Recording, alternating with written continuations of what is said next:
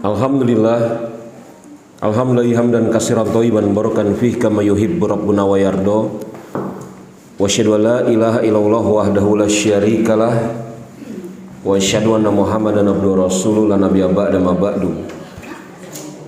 Raditu billahi rabba wa bil islami dina wa bi Muhammad nabiyya wa rasula. Segala puji bagi Allah Subhanahu wa taala, Rabb semesta alam yang telah memberikan kepada kita banyak sekali nikmat Islam, nikmat iman, nikmat sehat walafiat, dan nikmat pada hari ini Allah Subhanahu wa taala mempertemukan kita, dan kita meminta kepada Allah Subhanahu wa taala agar pertemuan kita ini pertemuan yang membawa manfaat atas diri kita, menambah ilmu, menambah kebaikan, menambah keimanan, dan menambah amal-amal soleh. Pertemuan kita pertemuan yang Allah Subhanahu wa taala ridhoi, dan nanti apabila kita perpisahan yang Allah Subhanahu wa taala cintai dalam keadaan semakin bertambah baik. Jemaah rahimani wa rahimakumullah, sebagaimana mungkin yang telah menyebar di dalam undangan, bahwasanya pembahasan kita membahas suatu tajuk atau suatu judul yang berjudul ketika usia beranjak senja.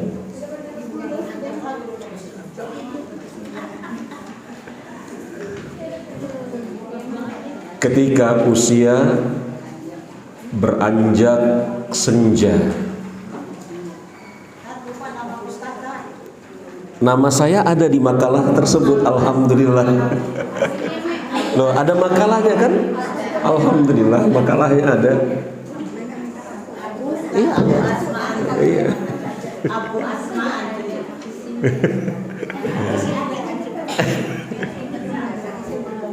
Ya, makalahnya alhamdulillah sudah diperbanyak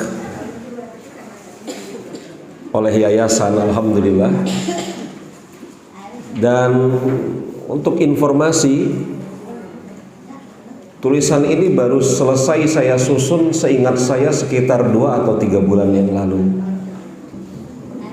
Jadi tulisan ini baru betul-betul selesai saya tulis, kalau nggak salah 2 atau 3 bulan yang lalu saya menyelesaikan tulisan ini. Ya, 26 Mei, 2 bulan yang lalu. Jemaah rahimani wa rahimakumullah,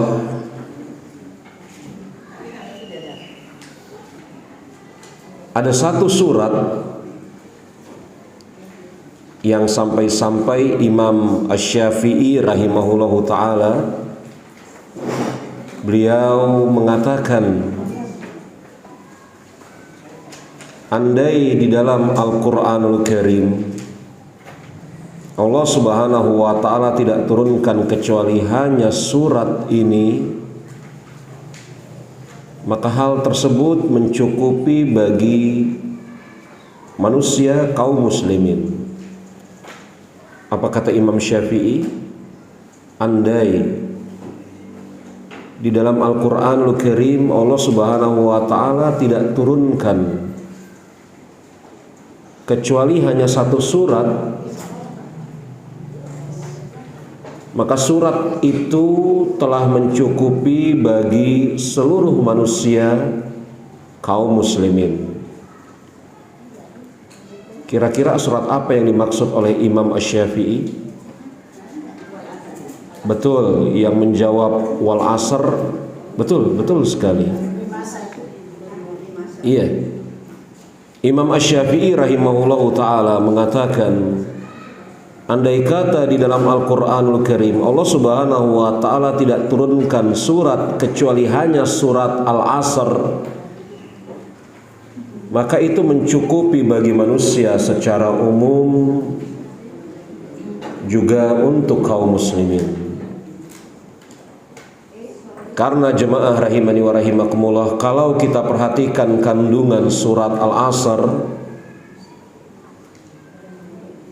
maka betul-betul di dalamnya ditunjukkan berbagai macam pintu kebaikan. Insyaallah ta'ala kita semua sudah hafal surat tersebut. Allah subhanahu wa ta'ala berfirman, wal asri, demi al-asr. Para ulama mereka berbeda pendapat yang dimaksud al-asr di sana apa? Apakah yang pertama al-asr di sana maksudnya adalah waktu, perputaran waktu, siang malam menuju kembali ke siang, bergulir lagi menuju ke malam, yakni perputaran waktu al-asr? Atau al-asr di sana maksudnya adalah waktu asar? Jadi para ulama memang berbeda pendapat tentang apa makna al-asr. Walaupun mayoritas ulama mereka berpendapat al-asr maknanya adalah demi waktu, yakni demi perputaran waktu, dari pagi menuju ke siang, beranjak ke sore, ke malam, malam ke subuh, ke pagi lagi, terus bergulir sampai datang hari di mana waktu tidak bergulir lagi. Kapan itu? Hari akhir, hari kiamat. Mayoritas ulama berpendapat al-asr adalah demi masa, demi perputaran waktu. Kemudian Allah subhanahu wa ta'ala berfirman, innal insana lafi khusrin, sesungguhnya al-insan, manusia. Ketika dikatakan manusia di sini, seluruh manusia, saya, Anda, kita yang ada di dalam sini, yang ada di luar sana, laki-laki, perempuan, orang Indonesia ataupun yang selainnya, tua, muda, semuanya berada di atas kerugian. Innal insana lafi khusrin, sesungguhnya seluruh manusia berada di atas kerugian. Kemudian Allah subhanahu wa ta'ala mengatakan, illal ladzina amanu, sesungguhnya seluruh manusia berada di atas kerugian terkecuali. Artinya orang-orang yang memiliki sifat-sifat yang nanti akan disebutkan adalah orang-orang yang telah keluar dari jebakan kerugian, yakni mereka bukan orang-orang yang merugi lagi, akan tetapi mereka adalah orang-orang yang apa? Yang beruntung. Lawan dari rugi, untung. Demi masa, sesungguhnya manusia berada di atas kerugian terkecuali illal ladzina amanu, orang-orang yang beriman. Beriman kepada Allah subhanahu wa ta'ala, beriman kepada Rasulnya, beriman dengan segala sesuatu yang wajib diimani.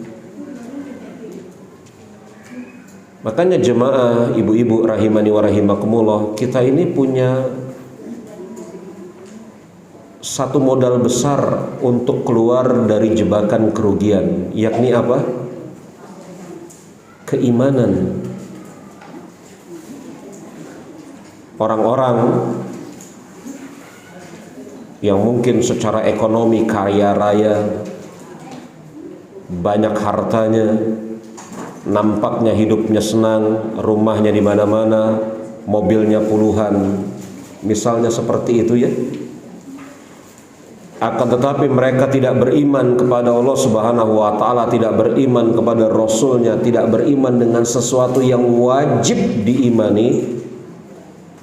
Sungguh mereka dalam keadaan merugi. Kita punya modal, yakni keimanan. Illal ladzina amanu, wa amilus solihati, dan mengerjakan amal-amal soleh. Jadi agar seorang muslim keluar dari jebakan kerugian, dia harus beriman dan mengerjakan amal-amal soleh. Kemudian yang ketiga, watawassaw bil haq, menasehati, berwasiat di atas kebenaran. Dan yang keempat, menasehati, berwasiat di atas kesabaran. Tidak disebutkan di dalam ayat ini ketika Allah Subhanahu wa taala mengatakan innal insana lafi khusrin, sesungguhnya manusia berada di atas kerugian. Tidak disebutkan kerugian yang akan diderita tersebut bentuknya apa. Innal insana lafi khusrin, sesungguhnya manusia berada di atas kerugian. Apa ruginya? Atau bentuk kerugiannya apa? Tidak disebutkan di dalam ayat ini bentuk kerugian yang akan diderita oleh manusia itu apa. Tapi jemaah rahimani wa rahimakumullah, ibu-ibu, kalau kita lihat Al-Quran pada ayat-ayat yang lain, maka setidaknya ada dua macam kerugian yang Allah Subhanahu wa taala sebutkan. Kerugian yang pertama adalah kerugian yang didapatkan karena menyekutukan Allah Subhanahu wa taala. Apa kerugian yang pertama? Kerugian yang didapatkan karena menyekutukan Allah Subhanahu wa taala. Dan kerugian yang kedua, kerugian yang didapat karena kurang memaksimalkan amal-amal ketaatan. Saya ulangi.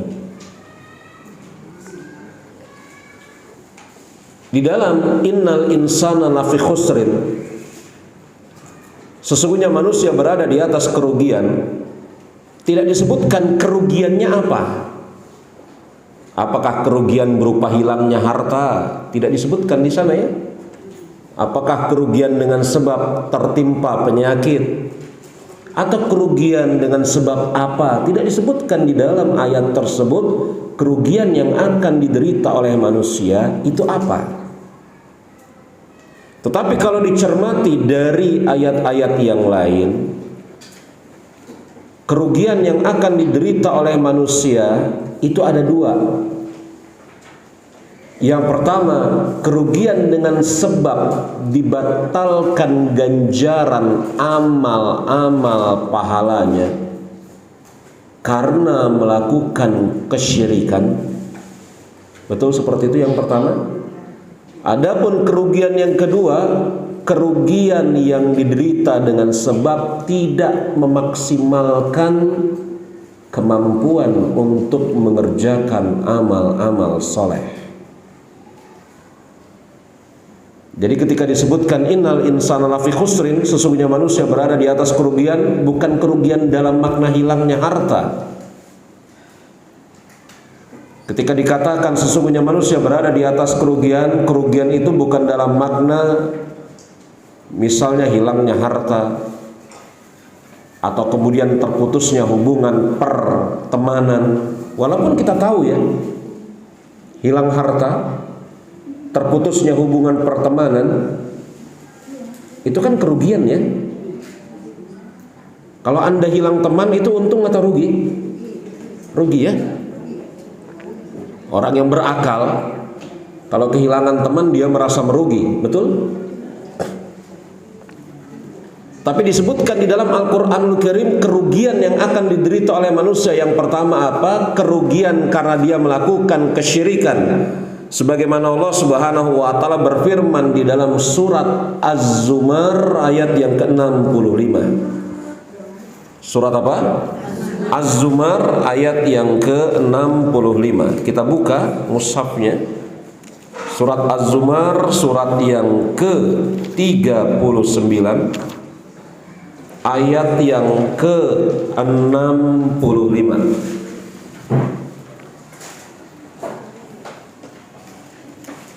Surat ke-39 ayat yang ke-65, Allah Subhanahu wa taala berfirman,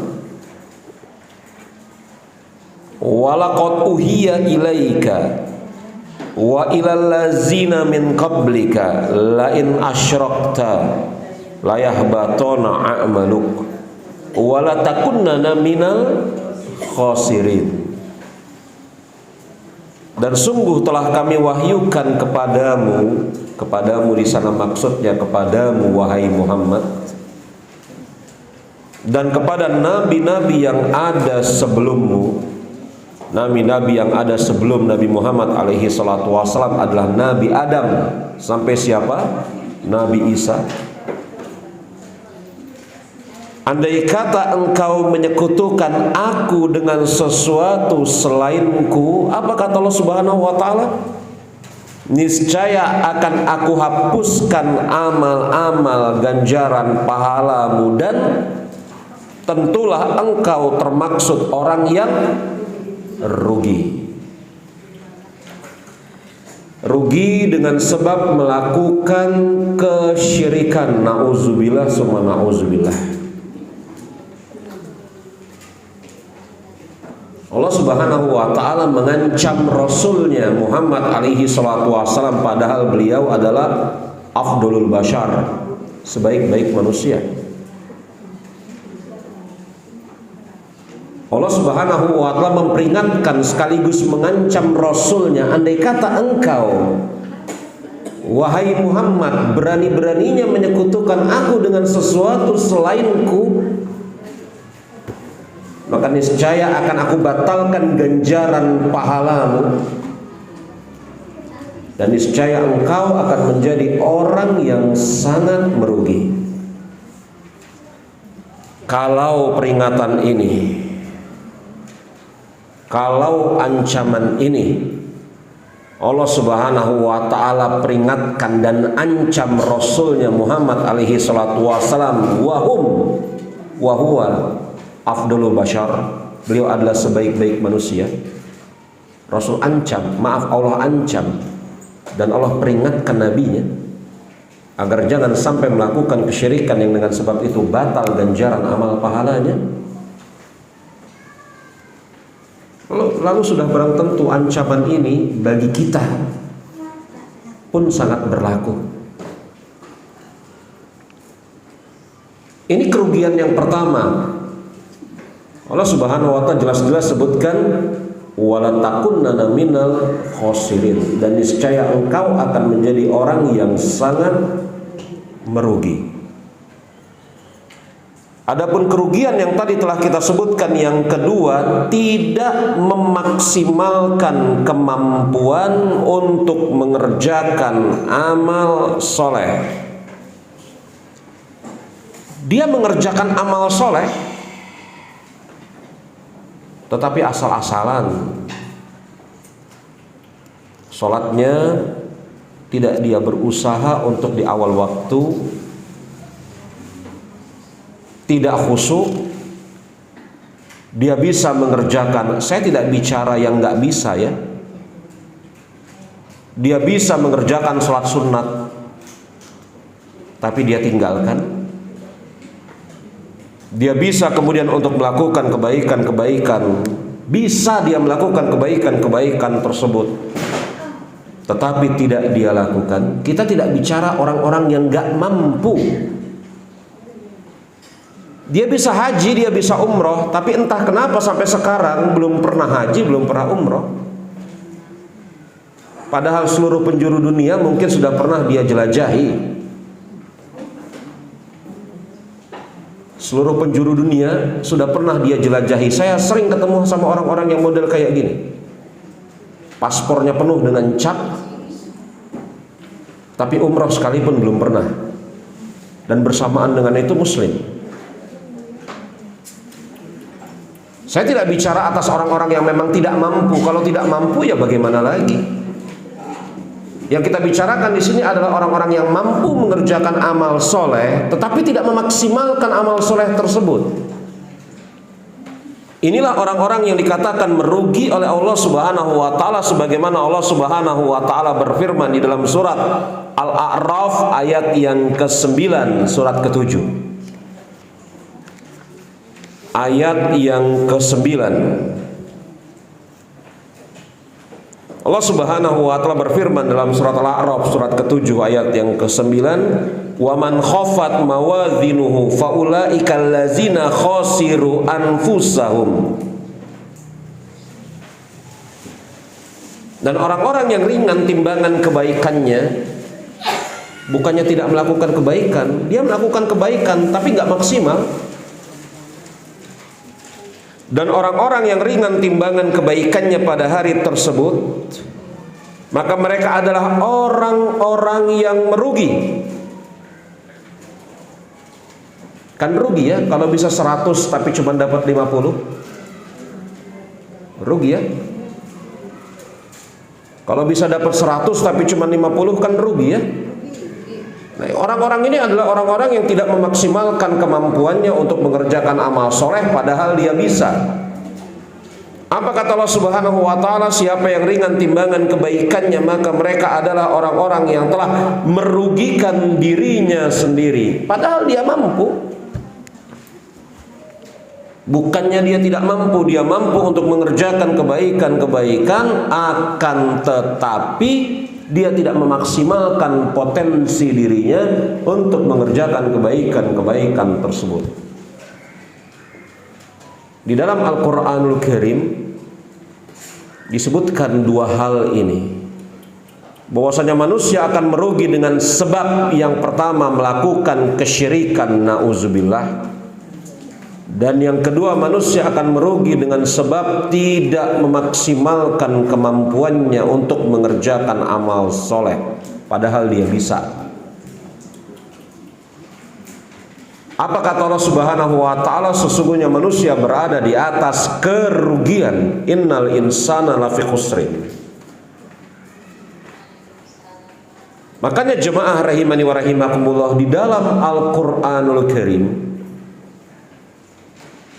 disebutkan bahwasanya orang-orang mati.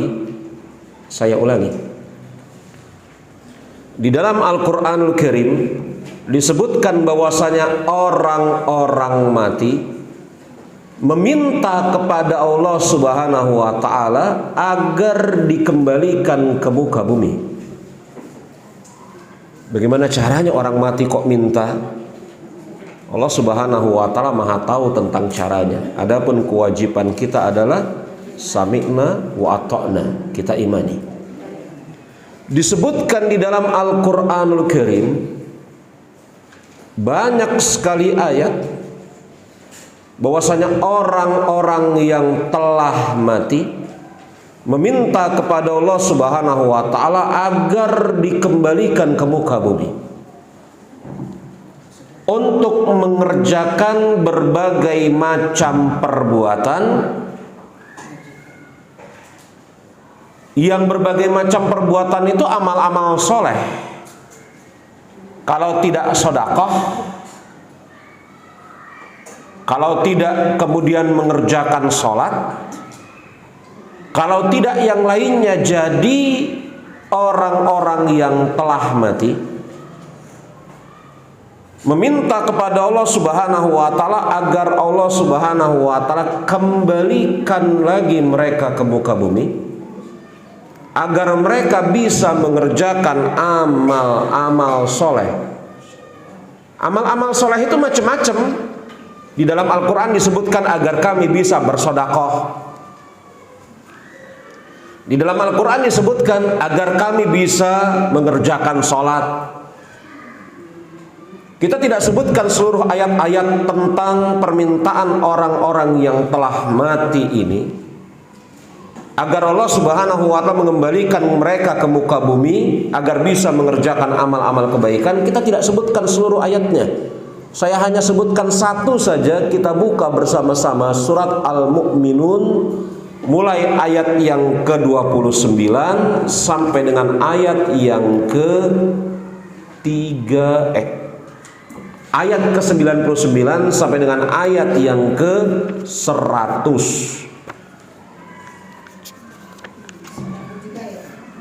Surat Al-Mu'minun, surat ke-23.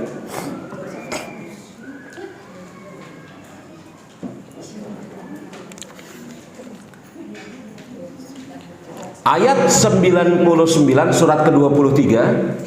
Tadi saya sebut berapa? 20 ya? Salah, ayat ke-99 sampai dengan ayat ke-100. 93 saya sebut. Surat Al-Mu'minun surat ke-23 ayat 99 sampai dengan 100. Bolak-balik gitu ya. 23 jadi 93 ya. Allah Subhanahu wa ta'ala berfirman, lihat di dalam surat Al-Mu'minun surat ke-23 ayat 99. Hatta iza jaa ahaduhumul mautu qala rabbirji'uni. Dan demikianlah keadaan orang-orang tersebut hingga apabila datang kematian kepada seseorang di antara mereka, mereka mengatakan, Rabbirji'uni, kembalikan kami ke muka bumi. Ini orang yang mengatakan kembalikan kami ke muka bumi ini di awalnya disebutkan oleh Allah Subhanahu wa ta'ala mereka telah mati. Demikianlah keadaan orang tersebut hingga apabila datang kematian kepada mereka, yakni mereka telah mati. Setelah mereka mati, mereka menyesal. Setelah mereka mati, mereka menyesal dan meminta kepada Allah Subhanahu wa ta'ala agar Allah Subhanahu wa ta'ala kembalikan mereka ke muka bumi. Untuk apa mereka minta dikembalikan ke muka bumi? Apakah pengen jalan-jalan ke tempat destinasi wisata yang terbaru? Apakah mereka menginginkan dikembalikan ke muka bumi agar bisa kemudian pergi ke tempat rumah makan yang lagi populer hit? Mereka meminta dikembalikan ke muka bumi cuma dengan satu tujuan. Apa kata mereka? La'ali amalu solihan fima taraktu, agar kami bisa mengerjakan amal soleh yang dahulu kami tinggalkan. Nah, pertanyaan ibu bagus, kemarin kemana saja? Sama dengan pertanyaan itu harusnya kita alamatkan kepada diri kita sendiri. Kita ngapain saja di muka bumi ini, tidak memaksimalkan untuk mengerjakan amal-amal kebaikan, apalagi kalau sudah tua-tua seperti kita. Iya, saya ini termasuk tua. Betul, nanti kita baca makalahnya. Yang dimaksud orang tua itu siapa? Nanti, iya. Apa kata Allah Subhanahu wa ta'ala? Allah Subhanahu wa ta'ala mengatakan, kalla, sekali-kali tidak. Yakni orang yang sudah mati, ya sudah mati saja. Innaha kalimatun huwa qailuha wa min waraihim barzakhun ila yaumi yub'atsun. Sekali-kali tidak akan mungkin kami kabulkan permintaan kalian. Kata Allah Subhanahu wa ta'ala, ya sudah mati sudah. Yang kata Umar bin Khattab radhiyallahu anhu, yang kata Ali bin Abi Thalib radhiyallahu anhu, hari ini hari beramal ketika masih hidup, tidak ada hisab. Adapun setelah mati tidak ada amal, maka siap-siap untuk dihisab. Ini kan ucapan dua orang khalifah Rasyid, Umar dan Ali. Semoga Allah Subhanahu wa ta'ala meridhoi mereka semua. Kalau sudah mati, habis kesempatan untuk beramal, maka tinggal menunggu ditegakkan hisab oleh Allah Subhanahu wa ta'ala. Allah Subhanahu wa ta'ala menggunakan lafaz kala. Kala ini sekali-kali tidak. Sebenarnya kan bisa dengan lafaz la. Enggak. Tapi bahasa Arab itu bertambah satu huruf. La dengan kala itu kan tinggal nambah huruf kaf. bertambah satu huruf maknanya beda. Kalau la tidak yang suatu saat mungkin aja, ya kan? Tapi kala sama sekali tidak mungkin, mustahil. Apa kata Allah Subhanahu wa taala? Sekali-kali tidak. Allah Subhanahu wa taala kemudian mengatakan yang artinya itu hanya kalimatmu saja. Andai kata kemudian aku ijabah permintaan kalian agar kembali ke muka bumi untuk mengerjakan amal soleh, maka aku mengetahui kalian tidak akan mungkin mengerjakan amal soleh juga. Cuman apa? Ngomong kosong. Allah Maha tahu. Dan kemudian Allah Subhanahu wa taala mengatakan wa min waraihim barzakhun, dan di belakang mereka kami tegakkan alam barzakh di mana mereka tidak bisa kembali lagi selama-lamanya sampai hari kebangkitan. Kalau kita lihat surat Al-Asr tadi dan surat Al-Mu'minun ini menunjukkan kepada kita betapa pentingnya usia, waktu hidup. Karena ketika Allah Subhanahu wa taala berikan kepada kita usia, maka pada hakikatnya Allah Subhanahu wa taala masih menginginkan kebaikan atas diri kita. Ada seorang Arab Badui, ketika Rasul sedang istirahat bersama para sahabatnya,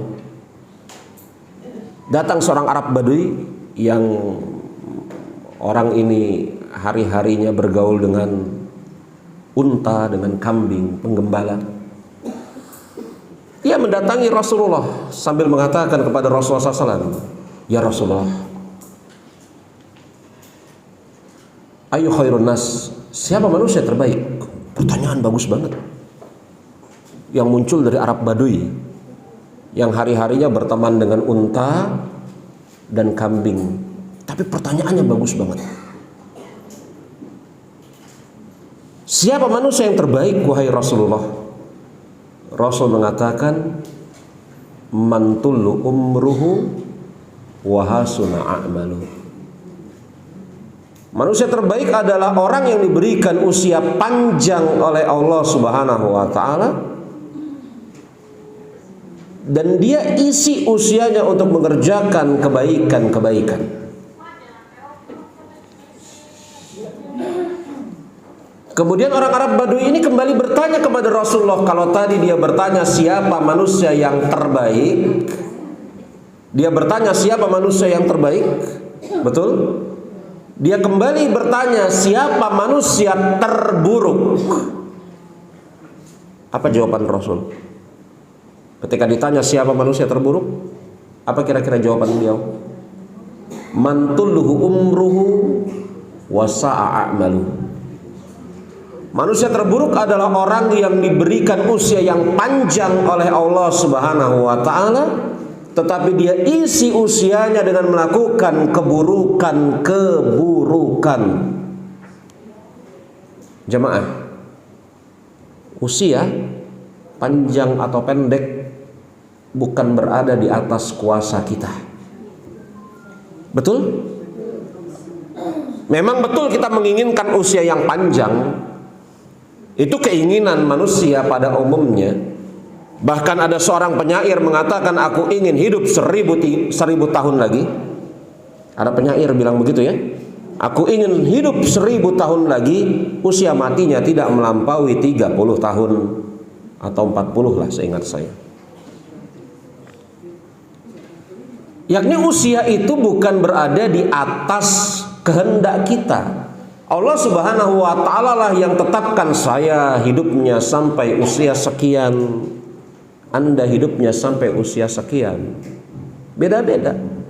Ini kan yang disabdakan oleh Rasul kita ketika menjelaskan tentang proses penciptaan manusia. Apa kata beliau? Summa yursalu alaihi malaku fayanfuhu fihi ruh wa yu'maru bi arba'i kalimati bi katbihi umrihi.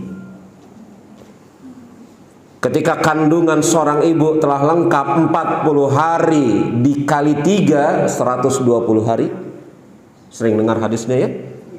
Maka Allah Subhanahu wa taala utus kepada kandungan tersebut malaikat untuk meniupkan ruh sekaligus menetapkan berapa perkara? 4, salah satunya usianya. Arab Badui ini bertanya kepada Rasul, siapa manusia terbaik? Yang usianya panjang dan mengisi usianya di atas kebaikan-kebaikan. Siapa manusia terburuk? Yang usianya panjang dan mengisi usianya dengan keburukan-keburukan. Usia panjang, usia pendek tidak ada di atas kuasa kita. Tetapi kita mengisi apa di dalam kehidupan kita, itu yang bisa kita kuasakan, kita usahakan.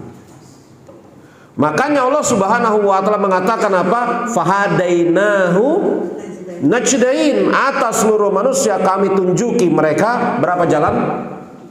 2 jalan. Jalan kebaikan dan jalan keburukan. Jadi kita isi usia kita dengan apa? Apakah dengan kebaikan-kebaikan? Itu yang kita harapkan. Apakah dengan keburukan-keburukan? Na'udzubillah min zalik. Apalagi jemaah rahimani wa rahimakumullah, orang-orang yang usianya sudah seperti kita. Saya katakan kita karena saya termaksud di dalamnya. 47. Loh, nanti dulu, senja itu 40 tahun. Iya, lihat nanti di makalahnya ditulis itu, saya bawakan. Yang disebut suyukh itu di dalam bahasa Arab dan tafsir para ulama itu yang usianya di atas 40 tahun. Saya sudah termaksud. Iya, saya termaksud sudah. Dan saya sama sekali tidak keberatan kalau dipanggil orang tua. Sama sekali nggak keberatan. Tidak ada gunanya atas kita kemudian untuk mengingkari eksistensi ketuaan kita, betul? Sebagian orang nggak mau dipanggil tua. Saya ini masih muda, padahal usianya udah 60 tahun. Sebagian orang hendak tua itu kan casingnya, semangatnya muda. Sudah. Kalau sudah usianya sudah tua senja, akui, tidak ada aibnya mengakui eksistensi usia kita berapa. Sebagian perempuan terutama baperan kalau ditanya usianya berapa. Jangan tanya-tanya usia lah.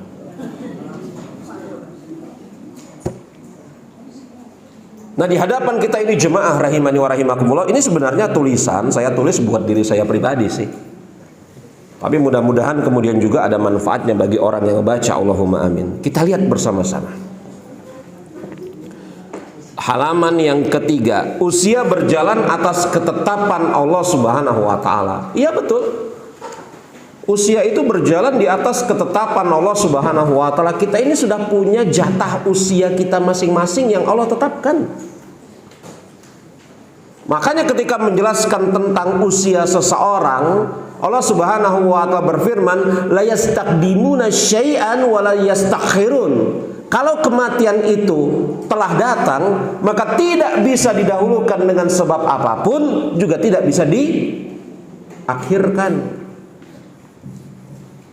Usia berjalan di atas ketetapan Allah Subhanahu wa taala. Manusia lahir,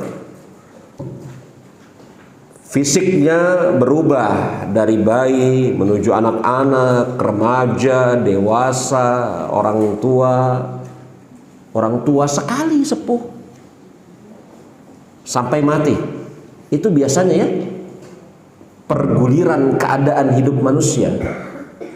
Tidak ada manusia yang lahir hari ini tiba-tiba besok langsung menjadi tua, nggak ada.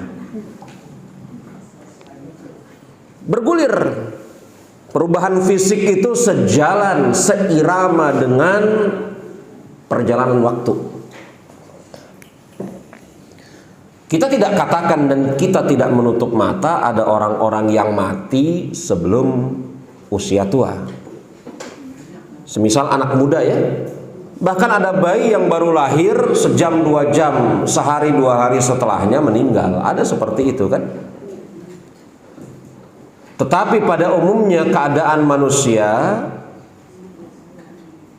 berubah fisiknya seperti yang saya katakan tadi, dari bayi terus sampai kemudian usia tua sekali senja, seiring dengan bertambahnya usia, bertambahnya waktu, perjalanan waktu.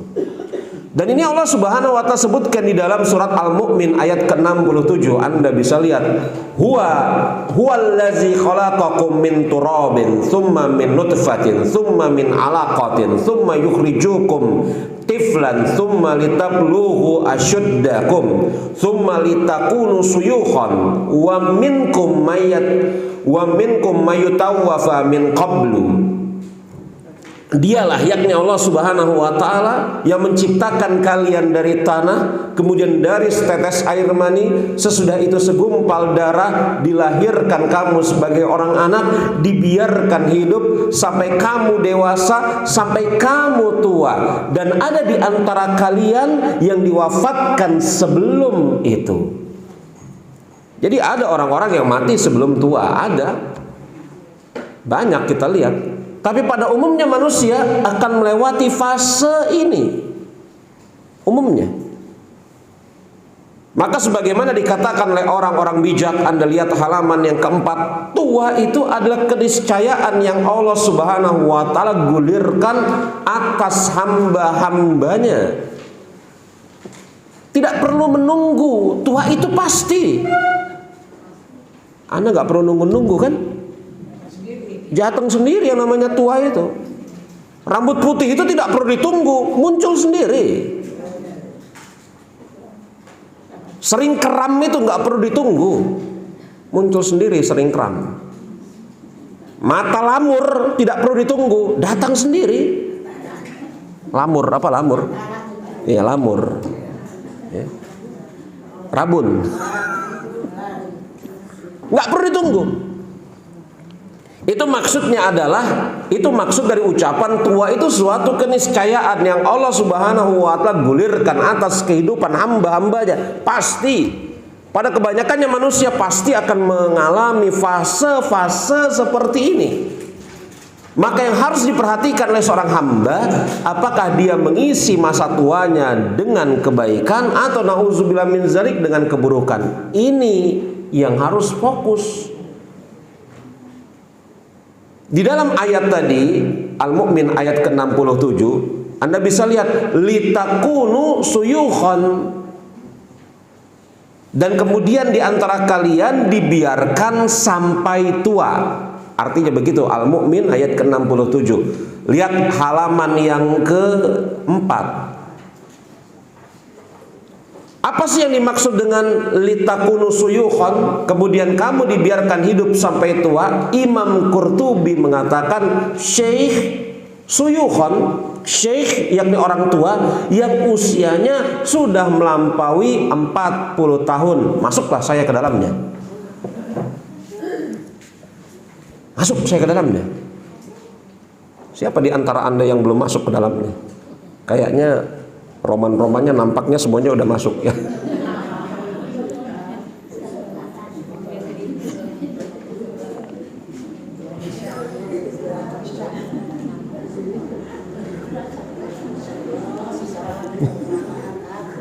Masuk.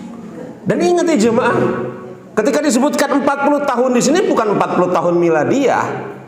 Ketika disebutkan 40 tahun, 10 tahun, 15 tahun di dalam agama kita Islam, maksudnya 40 tahun, 10 tahun, 50 tahun secara perhitungan apa? Hijriah.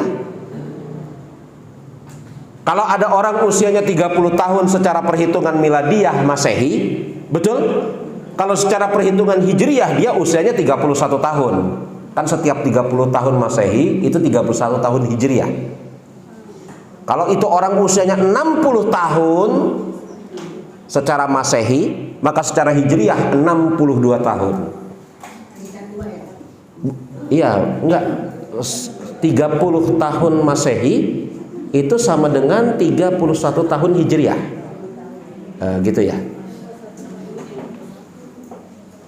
Jadi kalau dikatakan Rasul wafat pada usia 63 tahun, itu 63 tahun Hijriah. Bukan Masehi. Artinya kalau dikonversi ke Masehi, usia beliau baru sekitar 61 tahun wafat. Jadi kalau dikatakan seperti ini, orang tua adalah yang melewati usia 40 tahun Hijriah. Berarti secara hitungan Masehi 39 lebih. Betul enggak? Kita semua sudah masuk ini. Enggak, saya enggak katakan kita semua, mungkin masih ada yang di bawah 40 tahun di sini ya.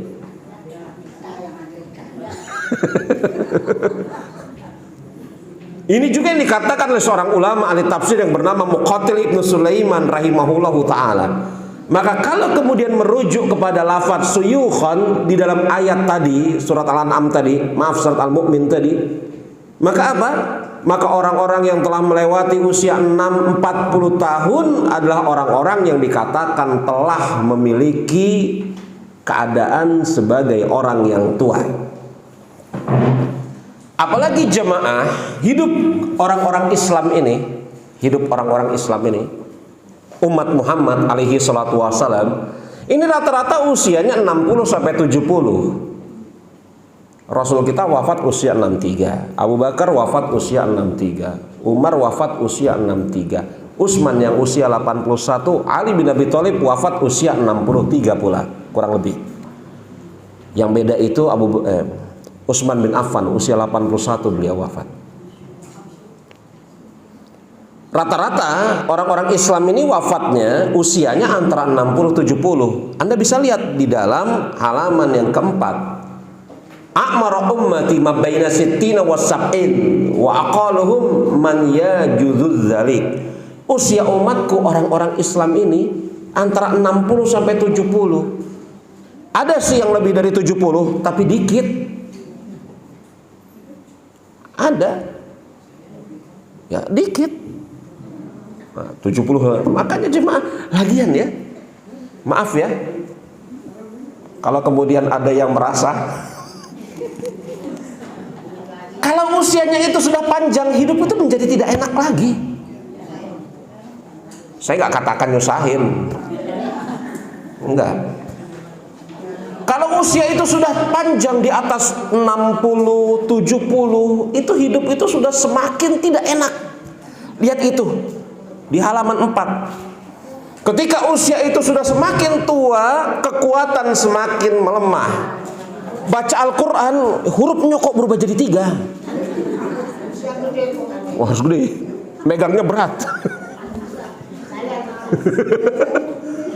Hurufnya berubah jadi 3. Ingatan melemah. Datang cucu, siapa? Padahal cucunya sendiri. Badan yang tegak jadi bungkuk. Saya ngelihat itu tadi ada banyak yang masuk ke ruangan ini nggak tegak badannya ya. Sering kesemutan, betul ini. Sering kesemutan. Makan mulai berpantang, macam-macam pantangannya.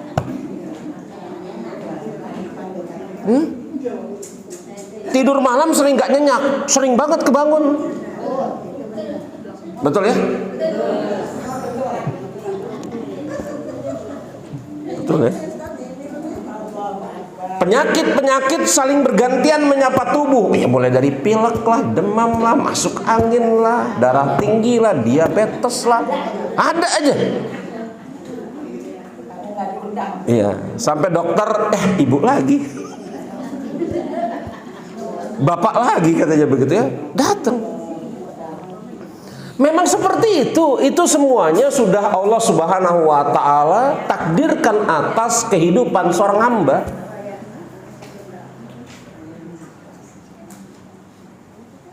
Makanya Imam Ibnu Qayyim mengatakan, kemudian setelah usia 40, kekuatan dan fungsi organ tubuh mulai menurun. Pasti deh.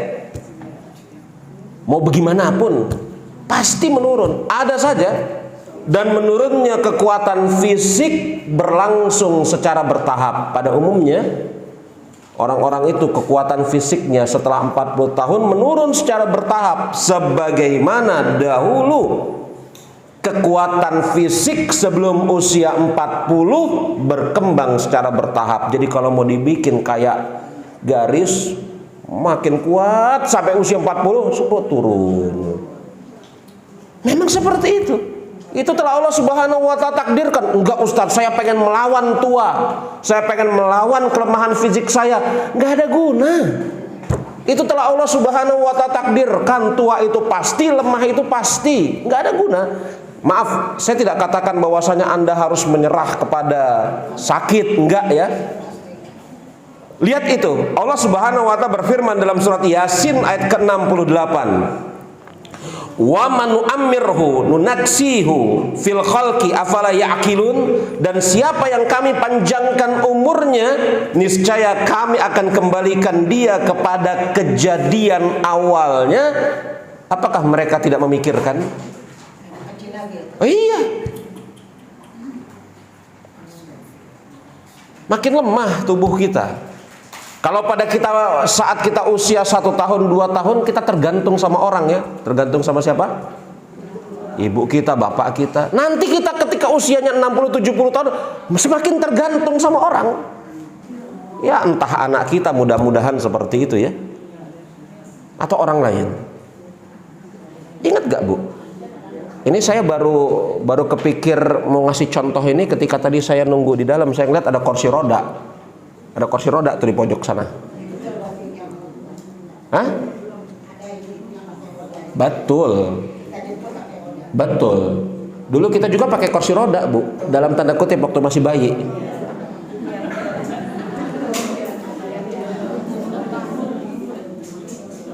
Tapi namanya bukan kursi roda, apa? Baby stroller. Apa namanya?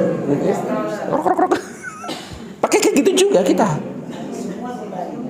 Nggak bisa tuh anak bayi kemudian jalan, nggak bisa pakai gituan gitu. Iya. Jadi seperti itu kehidupan. Makanya kata Allah Subhanahu wa Ta'ala, siapa yang kami panjangkan usianya, niscaya kami akan kembalikan dia kepada kejadiannya. Apakah mereka tidak memikirkan? Seperti itu keadaannya. Akan kembali kepada keadaan asal kita. Makanya jemaah rahimani wa rahimakumullah, setelah kita ketahui usia itu seperti ini keadaannya ya, kekuatan tubuh kita semakin lama semakin melemah. Apalagi kita tadi dengar apa kata sabda Rasulullah SAW, umur orang-orang Islam ini antara 60-70. Yang lebih dari 70 itu ada tapi nggak banyak. Maka kan sekarang di dalam tanda kutip sisa usia kita yang nggak banyak lagi ini, iya betul kan? Usia kita sisanya nggak banyak lagi nih. Kalau kemudian Allah Subhanahu wa Ta'ala takdirkan seseorang wafat di usia 80 tahun, sekarang usianya 70 tahun, berarti kan tinggal 10 tahun lagi usianya ini. Ya sampai Bu. Kalau Allah takdirkan dia usianya 80 tahun wafat, ya pasti 80 tahun, nggak mungkin nggak sampai, iya kan? Kalau Allah Subhanahu wa Ta'ala takdirkan seseorang usianya 80 tahun, sekarang usianya 70 tahun, kan tinggal 10 nih usianya. Lalu bagaimana lagi kalau Allah Subhanahu wa Ta'ala takdirkan usia dia 71 tahun, dia sekarang 70 tahun, kan tinggal setahun lagi.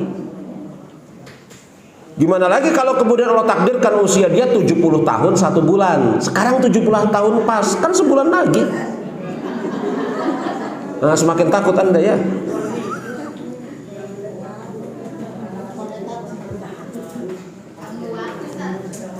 Makanya jemaah rahimani wa rahimakumullah, artinya saya ingin katakan, saya, Anda pada umumnya nih, kita telah menjalani hidup kita 2/3, bahkan lebih.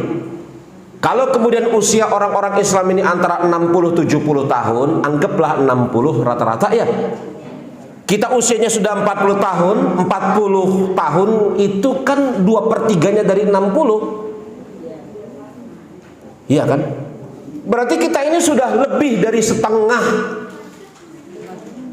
menghabiskan jatah hidup kita sudah lebih dari setengah, bahkan sudah lebih dari 2/3.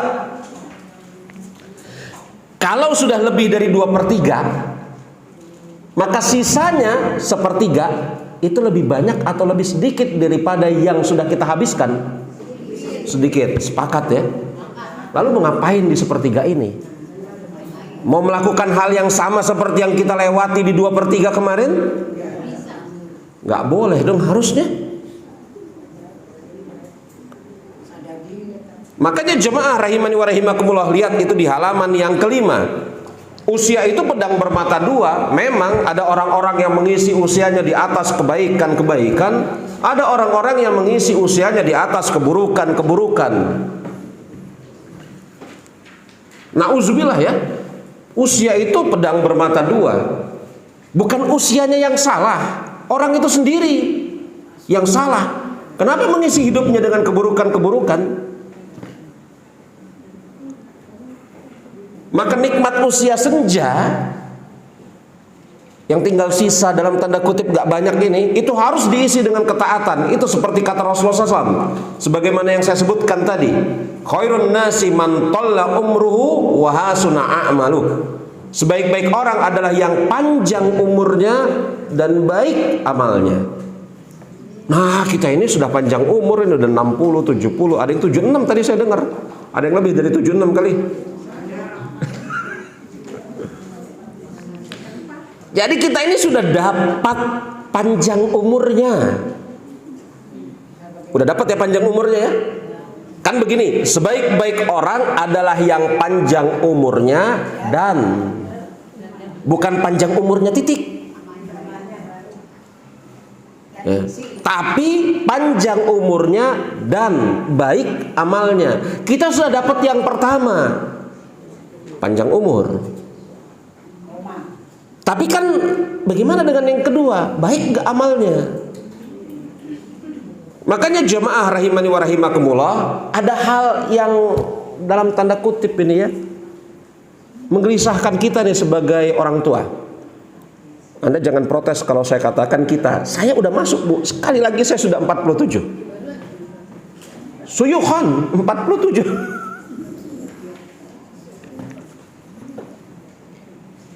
Kan tubuh kita makin melemah ya. Tapi bersamaan dengan itu, lihat, cermati nih, tubuh kita makin lemah. Penyakit banyak. Usia sedikit lagi. Usia sedikit lagi. Bersamaan dengan itu, kok kayaknya amal masih kurang. Betul. Gimana caranya nih?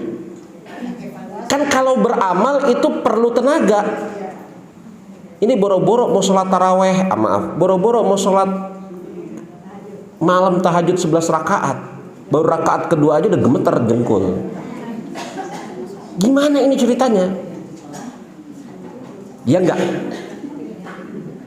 Kan ada sesuatu yang jadi dalam tanda kutip bermasalah nih buat kita-kita nih orang tua nih. Kalau anak-anak muda, oh sholat taraweh 11 rakaat sejam, itu kurang bagi mereka, harusnya lebih. 11 rakaat jangan sejam dong, 2 jam. Masih kuat berdiri kok, orang kuat joget. Joget dangdut aja kuat mereka. Ngantri tiket. Ya ini di anak-anak muda kita sedih ya. Sholat 5 menit aja nggak betah anak-anak muda ini. Ngantri tiket untuk nonton konser dangdut 2 jam sanggup. Ini keimanan sih sebenarnya. Karena imannya itu tidak ada di situ, maka sholat itu terasa berat bagi dia. Nah kembali kepada, ya biar anak-anak muda ntar kapan-kapan deh kita omongin. Lagian kalau saya ngomongin anak-anak muda di hadapan ibu-ibu kan kayak nggak pas ya. Misalnya saya bilang, wahai para wanita dan pemudi, tidak ada yang merasa terpanggil di antara Anda. Aduh. Orang yang baik, kata Rasulullah SAW, yang panjang umurnya dan mengisi usianya di atas kebaikan-kebaikan. Nah ini ada masalah pada diri kita ini. Tenaga kita semakin kurang, tapi kita dituntut untuk memperbaiki amal. Bahkan kita dituntut untuk memperbagus amal, agar jangan sampai perbuatan kita di usia kita yang tinggal sisa ini lebih buruk atau sama saja dengan yang telah kita lewati. Kan begitu? Maka lihat ini di halaman yang ke-6.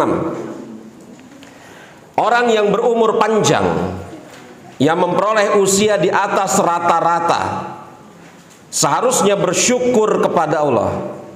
Hakikatnya ia sedang mendapatkan kesempatan berharga dan peluang emas untuk terus berbuat baik, memperbaiki diri, dan menghambakan dirinya kepada Rabb Azza wa Jalla. Jadi kalau kita nggak mati kemarin karena pandemi, jangan lupa diri. Kan kita nggak mati kemarin karena pandemi ya, masih hidup ya sampai sekarang alhamdulillah. Jangan lupa diri. Kayak burung lepas dari sangkar, setiap akhir pekan keluyuran terus. Ya. Saya ngajar di pondok di daerah Bogor. Masya Allah, kalau setiap akhir pekan saya mau pulang dari Bogor menuju ke rumah, saya kadang-kadang mikir udah pulangnya jam 11 malam aja baru sepi Bogor. Mulai jam 4 sampai jam 9 malam macetnya luar biasa Bogor. Nah kemarin tuh saya ditelepon itu, saya lagi di Bogor tuh, Ustadz bisa gak hari Senin? Insya Allah bisa. Macetnya lah haula wala quwata. Hah? Tidak, dari tadi pagi dari rumah. Iya, karena ada jadwal kesini saya ke rumah. Kalau enggak, iya. Tiap saat. Yang ingin saya katakan jemaah, bukannya tidak boleh kita tamasya, tapi jangan kita isi waktu kita setiap saat untuk jalan-jalan. Loh, ini kesempatan 2 tahun kan nggak bisa keluyuran ketika COVID. Ini kesempatan kapan lagi? Ini pikiran yang salah. Anda tidak lebih hebat daripada ustadz-ustadz kita yang mati pada saat COVID. Kita ini nggak lebih hebat dibanding ustadz-ustadz kita yang mati pada saat COVID. Ya enggak? Hah? Mereka lebih banyak amal solehnya yang zohir, banyak berdakwah, ada orang-orang yang hebat yang mati pada saat COVID. Kita ini apa sih?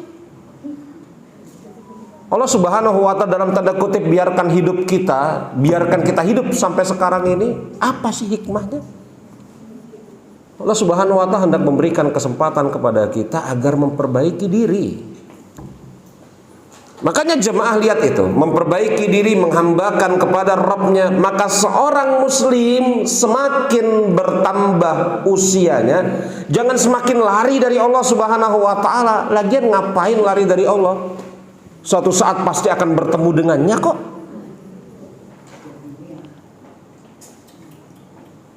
Maka semakin bertambah usianya seorang muslim, maka semakin dekat kepada Allah Subhanahu wa Ta'ala. Dan dunia itu seharusnya semakin dia tinggalkan. Ya kalau anak muda lagi mabok sama dunia, ya dalam tanda kutip masih masuk akal lah, namanya anak muda ya. Anak muda yang usianya 20, 30, gila kerja, gila cari duit, gila macam-macam, dalam tanda kutip masih masuk akal lah. Tapi orang tua yang usianya 70, 80 tahun masih gila-gila sama yang modelnya kayak gini, na'udzubillah min zalik.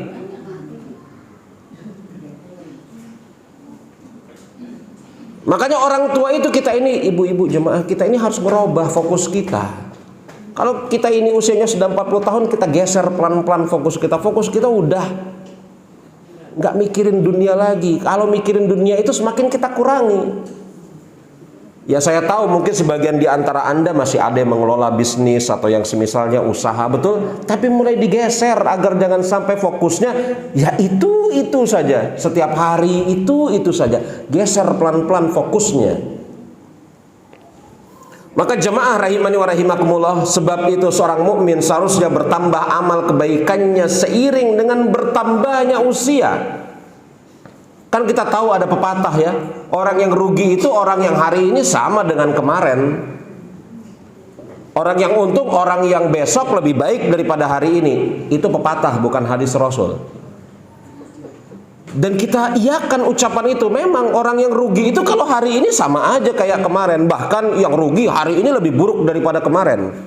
Saya koreksi ucapannya, pepatah itu. Udah boleh dong mengkoreksi ucapan pepatah. Kalau mengkoreksi hadis nggak boleh. Kan dalam ucapan itu yang rugi yang hari ini lebih buruk daripada kemarin. Rugi itu katanya ya. Hari ini lebih buruk daripada kemarin, rugi. Hari ini sama seperti kemarin, rugi juga. Loh, bertambahnya waktu, bertambahnya usia kok tidak bertambah kebaikan, itu kan rugi. Kemarin tidak baca Quran, hari ini nggak baca Quran. Sama saja tuh.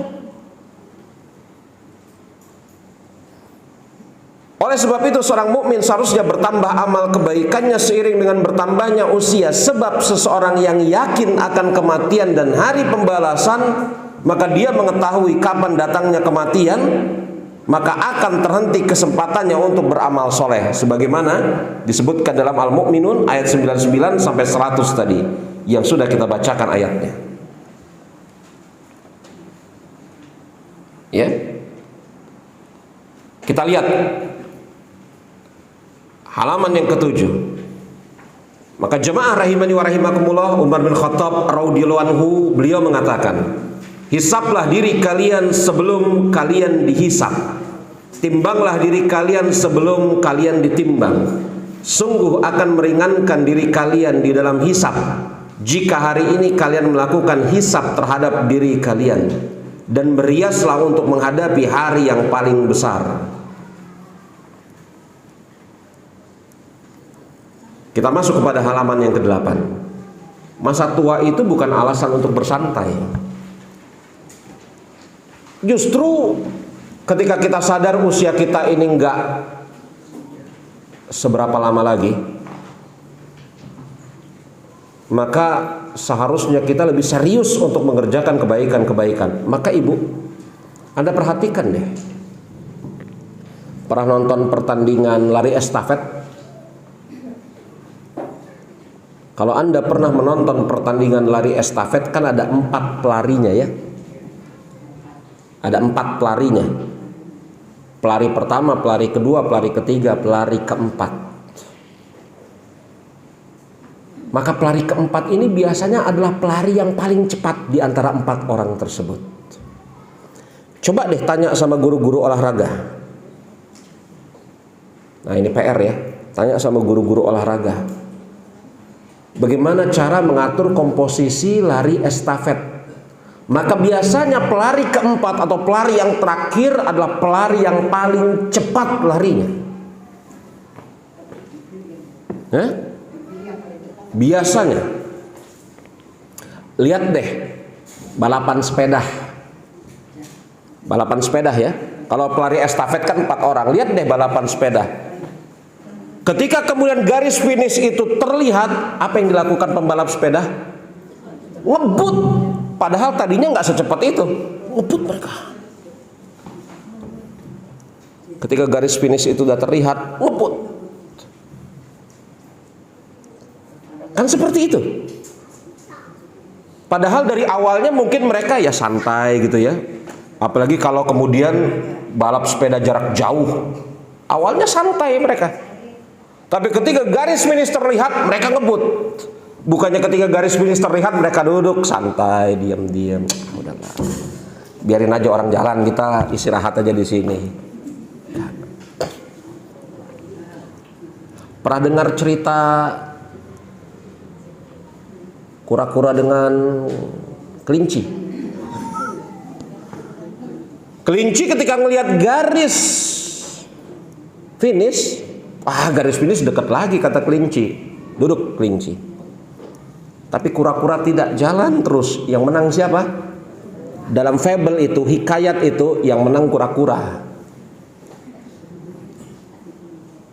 Jadi jemaah, secara kenyataan, bahkan secara dongeng, pada hakikatnya kita sudah ditanamkan satu doktrin, kalau hendak mendekati akhir, jangan santai sebenarnya. Apalagi berhenti. Kalau berhenti itu dia kayak kancil, kalah dia sama kura-kura. Maka masa tua itu bukan alasan untuk bersantai. Sebagian orang menganggap masa tua alasan untuk bersantai. Padahal orang yang berakal akan mengetahui bahwasanya kesempatan dirinya untuk beramal soleh semakin sempit karena usianya semakin sedikit. Kalau seperti ini keadaannya, maka dia akan memompa semangatnya untuk mengerjakan kebaikan-kebaikan. Tapi seperti yang saya katakan tadi, masa tua yang dialami oleh setiap orang itu berbeda dengan masa mudanya. Masa tua itu identik dengan penurunan kekuatan dan fungsi-fungsi organ tubuh. Iya kan? Semakin tua semakin lemah ini kita. Tapi jemaah, ada satu hal yang menarik. Iya. Apabila dicermati kesanggupan beribadah dan kesungguhannya, banyak faktor yang melatar belakanginya, bukan hanya kekuatan fisik semata-mata. Kalau Anda perhatikan, ya, kesanggupan beribadah dan kesungguhannya itu banyak faktor yang mempengaruhinya, bukan hanya kekuatan fisik semata-mata. Andai kata satu-satunya faktor yang menunjang kekuatan ibadah adalah kekuatan fisik, maka para atlet, binaragawan, atlet tinju, dan yang semisalnya akan jadi orang-orang yang paling kuat di dalam beribadah. Tapi kan tidak seperti itu kenyataannya. Bahkan kita lihat, ada orang tua yang kuat dan khusyuk di dalam ibadah. Betul ya? Ada orang tua yang kuat dan khusyuk dalam ibadah. Lebih kuat ibadahnya dibanding anak muda. Padahal fisiknya lebih lemah dibanding anak muda. Kalau kayak gini faktornya apa yang membedakan? Bukan kekuatan dong yang pasti. Sesuatu yang lain selain kekuatan. Iya, macam-macam. Keimanan, semangat, fokusnya. Tapi kita lihat banyak anak muda sholat berat sekali. Coba lihat nih, ini suatu ajang pembuktian. Masjid itu saf pertamanya yang ngisi siapa? Orang-orang tua biasanya. Anak-anak muda kemana? Saf pertamanya orang-orang tua. Coba lihat kalau sholat Jumat ya, orang-orang tua. Anak mudanya kemana? Bahkan sholat subuh biasanya yang paling ramai orang-orang tua. Anak mudanya kemana? Bukannya nggak ada, tapi nggak seramai, nggak sebanyak orang-orang tua. Ustadz, itu orang-orang tua itu kan karena ya sudah tua aja, nggak ada kesibukannya. Udah kita hilangin suuzon kayak gini lah. Maka dikatakan oleh seorang ulama, sudah sepatutnya siapa saja yang telah memasuki masa tua, hendaknya lebih besar komitmennya terhadap ajaran agama. Walaupun terhadap ajaran agama, komitmen terhadap ajaran agama itu tuntutan atas setiap orang pada semua fase kehidupannya. Lihat halaman yang ke-9. Karena telah dekat dengan kematian, ya kita ini semakin dekat dengan kematian. Sadar nggak sadar, mau nggak mau, pasti. Karena telah dekat dengan kematian, sungguh sangat aneh bila orang yang sudah berusia tua belum mau memperbaiki diri. Bahkan perbuatan buruknya kian menjadi-jadi. Misalnya masih memperturutkan hawa nafsu dengan zina. Udah tua ya, berzina gitu ya. Udah tua masih rebutan dunia sama anak muda. Sudah tua masih rebutan kursi kepemimpinan dengan anak-anak muda. Coba ngapain? Biarin aja itu. Dunia ini diurus sama anak-anak muda dan tanda kutip apa? Orang-orang yang memang mau ngurusin dunia. Udah kalau udah tua sudah kita fokus sama urusan kita sendiri. Padahal semestinya dia jauh lebih jauh dari perzinaan. Kenapa orang tua lebih jauh daripada perzinaan? Karena sudah pernah menikah pada umumnya. Karena syahwatnya sudah lemah. Makanya jemaah rahimani wa rahimakumullah, lihat di dalam hadis, ada 3 golongan manusia yang Allah tidak ajak mereka bicara, tidak membersihkan mereka, tidak melihat mereka, dan bagi mereka ada siksa yang pedih. Siapa 3 golongan itu? Orang yang sudah tua berzina. Sudah tua berzina. Padahal kan syahwatnya pada umumnya orang tua sudah tersalurkan. Dia sudah menikah, udah punya anak, udah punya cucu. Ngapain lagi zina? Harusnya kan kemudian mendekatkan diri kepada Allah, bukan berzina.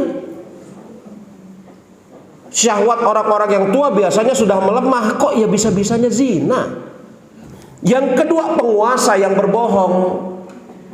Penguasa yang berbohong ini buat apa? Kalau ada penguasa yang berbohong, artinya apa? Dia bukan penguasa sejati. Penguasa ini kan harusnya tidak takut sama rakyatnya, betul?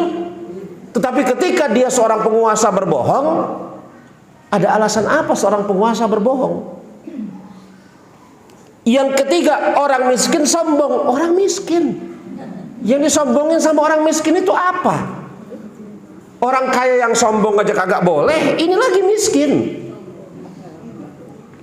Ini bukan berarti anak muda berzina boleh, enggak. Ini bukan berarti rakyat bohong boleh, enggak. Ini bukan berarti orang kaya sombong boleh, enggak. Orang kaya nggak boleh sombong, rakyat nggak boleh bohong, anak muda nggak boleh zina. Tapi kalau orang kaya sombong, masih masuk nalar ya. Anak muda berzina, ya jelas dia belum pernah menikah. Penasaran dia, kayak apa sih rasanya? Syahwatnya masih kuat, betul? Rakyat yang bohong, ya rakyat bohong. Mungkin karena takut dia sehingga dia berbohong dan seterusnya. Masih masuk akal. Tapi kalau orang tua zina, ini apa? Penguasa bohong ini ngapain coba penguasa bohong? Orang kaya, orang miskin sombong, apanya yang disombongin sama orang miskin? Ketika menjelaskan ciri-ciri orang yang beruntung, apa kata Imam Ibnul Qayyim? Semakin bertambah usianya, semakin berkurang ambisinya terhadap dunia. Ini ciri orang yang beruntung. Adapun ciri orang yang merugi, kata Imam Ibnul Qayyim, semakin bertambah umurnya, semakin bertambah ambisinya terhadap dunia. Jemaah, ini pembahasan yang terakhir, tapi ini pembahasan yang saya rasa penting. Bahkan mungkin ini intinya. Pada hakikatnya nggak ada perbedaan beramal di usia muda atau usia tua, itu nggak ada perbedaan. Orang muda sholat, orang tua sholat. Orang muda puasa, orang tua puasa, nggak ada bedanya. Tapi jemaah, ada hal-hal tertentu yang bisa dikerjakan orang tua. Pertama, minim tenaga. Nah, ini penting kita ya. Minim apa? Minim tenaga. Bukannya nggak pakai tenaga, tapi tenaganya apa? Sedikit. Yang kedua, insya Allah hasilnya banyak. Hasil di sini maksudnya apa? Ganjarannya. Nah, kan suka ya dengernya ya. Yang pertama apa? Tenaganya minim. Bukan nggak pakai tenaga. Yang kedua, ganjarannya banyak. Apa sih amal-amal yang kalau dicermati menggunakan tenaga yang sedikit? Bukannya nggak pakai tenaga, tapi ganjarannya itu banyak, bahkan di atas rata-rata. Saya sebutkan di halaman ke-10. Amal apa yang bisa dilakukan oleh orang tua? Yang pertama, perhatikan amal-amal yang wajib. Amal-amal yang wajib ini harus dikerjakan, nggak peduli dia tua atau muda, betul? Jangan sampai seseorang meninggalkan amal wajib, semisal sholat 5 waktu, puasa Ramadan. Kalau dia tidak bisa sholat 5 waktu sambil berdiri, sambil duduk, tidak bisa puasa Ramadan dengan sakit, dengan sebab sakit, bayar fidyah atau qada di lain hari. Maklum ini ya. Tapi orang tua tidak boleh kemudian dia meluputkan ibadah-ibadah yang wajib. Yang kedua, perbanyak amal sunat sebisa mungkin. Yang ketiga, hindari hal-hal yang dilarang dalam syariat. Nih, cermati ibu. Menghindari hal-hal yang dilarang dalam syariat bahkan nggak perlu tenaga. Iya enggak? Kalau mengerjakan sesuatu itu kan perlu usaha. Tapi kalau tidak mengerjakan sesuatu, itu kan nggak perlu usaha. Nih, minum khamr perlu usaha gak? Khamr itu minuman keras, perlu usaha? Apa usahanya? Bagus. Gimana bisa minum khamr kalau nggak punya duit? Punya duit. Udah gitu, jalan ke toko yang jual khamr. Dan nggak setiap tempat jual khamr, karena nggak boleh kan? Di tempat-tempat tertentu, betul? Kemudian yang ketiga, belinya kan dibeli ya, belinya juga nunjukin KTP. Ini Anda kok Ustaz tahu? Belinya, betul? Habis beli apa? Dibawa pulang dulu. Iya dong, kan nggak boleh minum di pinggir jalan, ditangkap sama Kamtib, Satpol PP, mabok di pinggir jalan. Pulang dulu, betul? Ngumpet ya. Ya orang yang ada otaknya, akalnya, nggak mau minum khamr di hadapan anaknya. Ngumpet dia. Banyak usaha, setidaknya tadi kita sebutkan ada 4 atau 5 usaha untuk minum khamr. Kalau tidak minum khamr, usahanya apa? Kalau tidak minum khamr, usahanya apa? Gak ada usaha. Sudah, gak minum saja. Gak perlu nyiapin duit untuk tidak minum khamr. Oh, saya cari duit buat apa? Buat untuk tidak minum khamr. Gak ada. Yakni meninggalkan sesuatu yang dilarang dalam syariat itu gak perlu usaha, gak perlu tenaga. Lihat itu. Hindari hal yang dilarang dalam syariat. Hal yang dilarang dalam syariat kita tidak memerlukan tenaga untuk menghindarinya. Yang dilarang dalam syariat berzina. Ketika meninggalkan berzina nggak perlu tenaga. Betul ya? Cukup tidak berzina, selesai sudah. Adapun yang mau berzina, ngumpulin duit, cari lawan zinanya, cari tempat zinanya, ngumpet-ngumpet sambil deg-degan pula takut digerebek. Macam-macam tuh. Maka hindari yang dilarang dalam syariat. Menghindari sesuatu yang dilarang dalam syariat tidak memerlukan tenaga. Yang keempat, banyak mengingat Allah Subhanahu wa ta'ala dengan zikir lisan, zikir hati. Zikir, ucapkan kalimat-kalimat thayyibah, astagfirullah, Allahu akbar, la haula wala quwata. Ya sudah tua kalau ditegor, kalau di ngomong yang nyeletuk apa, latah lah, kalimat jorok lah, gitu kan. Yang kelima, perhatikan amal-amal yang memiliki ganjaran yang besar, khususnya amal-amal jariah. Nah ini nih, semisal mewakafkan mushaf, betul? Urunan untuk membangun masjid, bangun pesantren, membiayai penuntut ilmu. Bangun pesantren termaksud membiayai penuntut ilmu. Kita punya duit misalnya 100 ribu, ya, kemudian kita cemplungin ke kotak untuk bikin bangun masjid. Sekali itu tuh usaha kita. Nanti kalau dari uang tersebut terkumpul dibangunkan masjid, ada orang sholat di sana, ada orang iktikaf, ada orang istirahat di dalam masjid, itu kan ganjaran dalam tanda kutip, argo pahalanya terus ngalir ke kita. Sedikit usahanya, cuma sekali.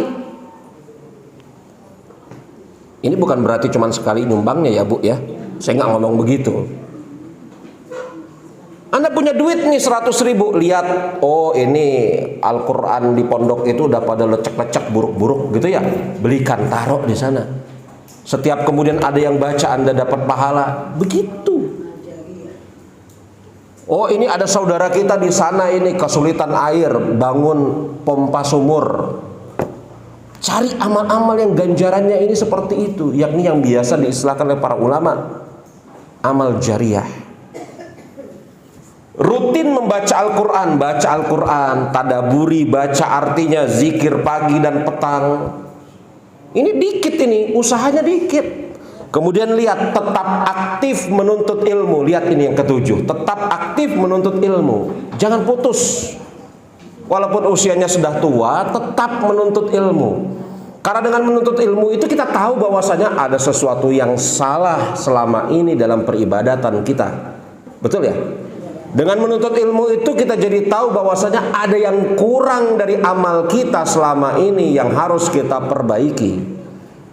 Dengan menuntut ilmu itu kita jadi ingat lagi ketika kita terlupa. Maka fungsi menuntut ilmu kan untuk mengingatkan, Bu, untuk saling memberikan ingatan. Makanya Allah Subhanahu wa taala mengatakan, mensifati Rasulnya, fadzakir fa innama anta minal muzakkir. Muhammad, berikanlah peringatan kepada mereka karena sesungguhnya engkau adalah seseorang pemberi peringatan. Kemudian yang ke-8, halaman yang ke-11. Senantiasa hadirkan rasa baik sangka kepada Allah Subhanahu wa taala. Hadirkan baik sangka kepada Allah Subhanahu wa taala. Hadirkan baik sangka, apalagi orang-orang yang usianya sudah lanjut, yang suatu saat bisa mati kapan aja.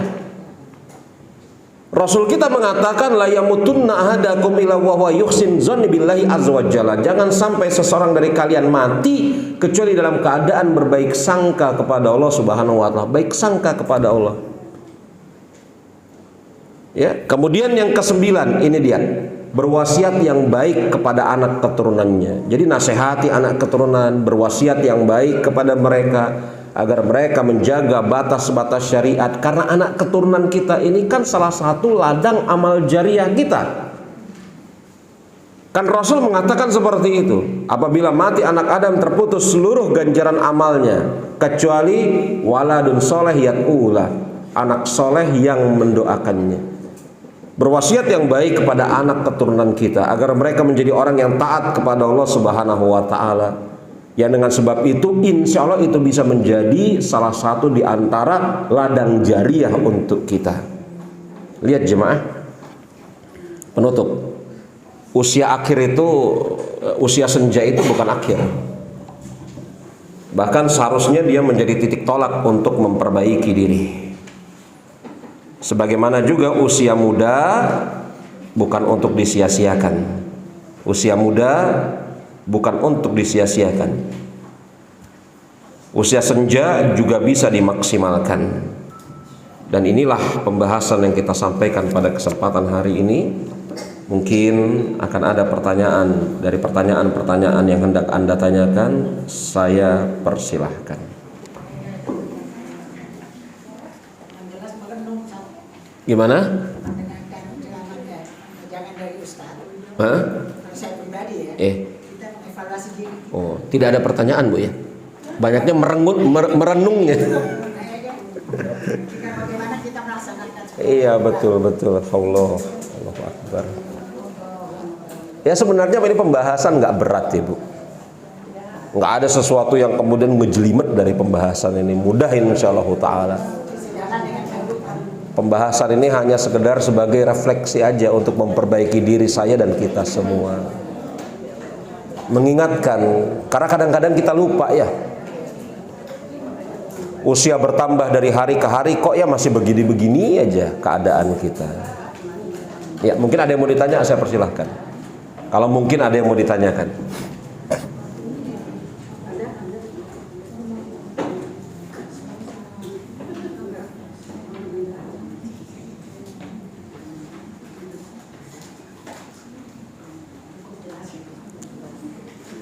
Jelas?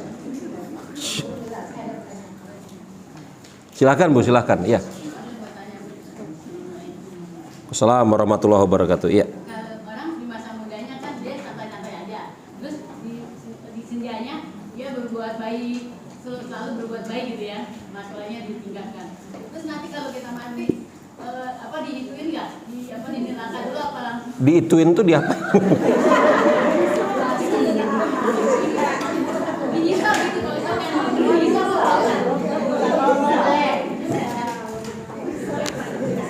Ya, paham saya maksud pertanyaannya. Iya. Ini kayak ini gayanya orang Medan, Bu. Ya, saya ini orang Sidempuan, orang Tapanuli, saya Tapanuli Selatan. Orang Medan itu kalau ngomong kayak gini, orang Medan tuh itulah yang kayak itu diapain lah, pokoknya yang itu dibeginikan lah. Paham mereka insya Allah. Ada orang Medan di sini, orang Tapanuli. Ya orang Tapanuli begitu, yang kayak gitu diginiin lah, dibegituin lah, insya Allah ya kayak gitulah, paham mereka. Nah, selain orang Medan bingung, ini kok mereka bisa paham yang kayak gini, digituin lah, kayak gituin lah, kok bisa paham? Ya coba ibu kapan-kapan kalau ke Medan, perhatikan orang-orang sana bicara, yang kayak gitu bang, digituin lah, ya, paham mereka. Enggak bu, paham mereka. Yang kayak gitu bang, digituin lah. Ya kayak digimana? Ya digituin lah bang. Paham. Ini bahasa kayak gini nggak dipahami kecuali oleh orang Medan bu. Kembali kepada pertanyaan ibu tadi. Kita bersyukur kepada Allah Subhanahu Wa Taala pada keadaan orang-orang tersebut, mungkin termaksud di antara kita yang berusaha memperbaiki diri walaupun mungkin dirasa terlambat. Sebenarnya nggak ada sih kata terlambat untuk memperbaiki diri. Ini saya nggak setuju kalau ada kata-kata wah terlambat saya untuk memperbaiki diri. Nggak ada. Memperbaiki diri itu tidak ada kata terlambat. Kita bersyukur kepada Allah Subhanahu Wa Taala kapan saja kemudian seorang hamba memperbaiki diri dan tidak ada kata terlambat. Kan sudah barang tentu kita pun sering dengar ya omongan dari kiai-kiai, ustadz-ustadz, lebih baik jadi mantan preman daripada mantan orang baik. Iya kan? Nih orang ini mantan preman di mudanya, kemudian tuanya tobat, rajin ke masjid, bagus itu. Bagus. Tidak ada masalah sama sekali. Makanya ibu, saya juga termaksud orang yang kurang suka kalau ada yang misalnya ini di bulan Ramadan ini. Di bulan Ramadan maklum ya masjid rame ya, rame, bapak-bapak yang nggak pernah muncul tiba-tiba muncul. Kemudian ada aja orang yang mulutnya nyinyir, tumben ke masjid. Aduh, ini orang yang ngomong kayak gini nih, tumben ente ke masjid Ramadan ya. Itu tidak perlu dipermasalahkan sama sekali. Kita sambut orang-orang yang masuk ke masjid ini walaupun pada saat itu dia baru masuk di bulan Ramadan, ya kan? Coba dibayangin coba, ini orang selama 11 bulan nggak ke masjid, tiba-tiba muncul masuk masjid, dinyinyirin, tumben ke masjid. Malahan kan harusnya disambut dengan baik-baik ya, alhamdulillah, dijaga. Ini sebagian orang ini mulutnya, masya Allah, netizen Indonesia, pedes, ya. Nah maka yang ingin saya katakan kepada ibu tadi dan yang bertanya yang lainnya juga, kalau kemudian seseorang memperbaiki diri entah itu di sisa usianya ataupun kapan saja itu baik. Tidak ada istilah terlambat untuk ini. Lalu kalau seperti itu keadaannya, apakah dia diazab terlebih dahulu oleh Allah Subhanahu Wa Taala terkait kemaksiatan yang dahulu pernah dia lakukan? Kita punya prasangka baik. Andai kata nih orang dalam keadaan bertobat dengan taubatan yang nasuha, Allah Subhanahu Wa Taala terima taubatnya, dia isi usia akhirnya dengan kebaikan, betul ya, dan dia mati dalam keadaan husnul khotimah, begitu. Nah, kita minta kepada Allah Subhanahu Wa Taala agar Allah Subhanahu Wa Taala mengampunkan dosanya, dan andai kata kemudian dia masuk ke dalam neraka pun hanya sesaat, tidak lama-lama. Tapi kita minta kepada Allah Subhanahu Wa Taala agar orang-orang seperti ini, mungkin termaksud kita, agar Allah Subhanahu Wa Taala bebaskan dari neraka walaupun hanya satu kejap. Allahumma amin. Ya begitu ya bu ya. Digituin lah. Iya. Nggak ada kata salah. Bertobat itu tidak ada kata salahnya, tidak ada kata terlambatnya, tidak ada. Nggak ada. Yang namanya taubat itu tidak ada kata salahnya, tidak ada kata terlambatnya, tidak ada. Ada sebagian orang, wah gue udah hancur-hancuran nih, boleh deh pakai kata gue lu ya. Gue udah hancur-hancuran nih, udah deh hancur sekalian. Nggak ada begitu. Muslim nggak boleh punya prinsip sudah hancur, udah hancur sekalian. Jangan. Kalau masih bisa memperbaiki diri, ngapain hancur? Iya kan? Ya ada, jangan pakai istilah apa? Hancur-hancuran, nggak usah, jangan. Iya Bu. Pakai bahasa Medan pun insya Allah saya paham. Lanjut. Iya Bu. Iya. Assalamualaikum warahmatullahi wabarakatuh.